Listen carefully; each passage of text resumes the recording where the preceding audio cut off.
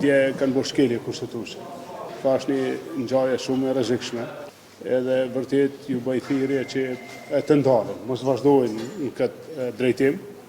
Nëse shkojnë kësaj rrugë të rrezikshme, po na pamundësojnë pra funksionet në bazë kushtetutë, që të mobilizohemi të gjithë, të mbrojmë kushtetutën e Kosovës. E kem detyrë, e kem obligim, që mund të jenë edhe protesta, edhe veprime tjera, edhe përshkallëzime që i vlerëson të nevojshme.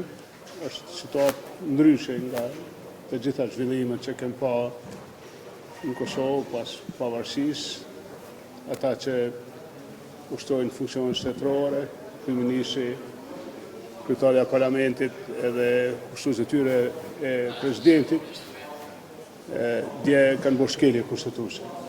Kjo është ngjajshme me suprimimin e kushtetutës, e kam krahasuar ata që kanë ndodhur dikur në kalume. Ka është një ngjarje shumë e rrezikshme, një drejtim i rrezikshëm, edhe vërtet ju bëj thirrje që të ndalen, mos vazhdojnë në këtë drejtim. Ruajtja e pushtetit, mbajtja e pushtetit, ardha në pushtet është e mundshme duke respektuar kushtetutën, duke respektuar demokracinë e vendit.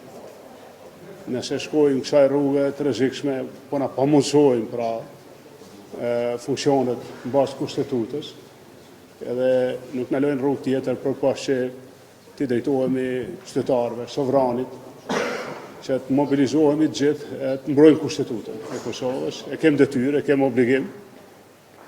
Unë besoj që sovrani e bën këtë, e ka bën në çdo etapë të jetës së këtij vendi. Kuptohet me veprime që sovrani vetë identifikon, që mund të jenë edhe protesta, edhe veprime tjera, edhe përshkallëzime që i vlerëson të nevojshme, por prapë edhe një herë i thash vetdijes, ndërgjegjës gjithëve, mos bëhen pjesë e shkeljes kushtetutës, e këtij turpi, njëkohësisht edhe zonja që janë kandidate për presidente, po edhe deputetët e komuniteteve, jo shumicë, edhe gjithë ata që kanë logjik të ndalen, pra mos vazhdojnë me qenë pjesë e këtij turpi.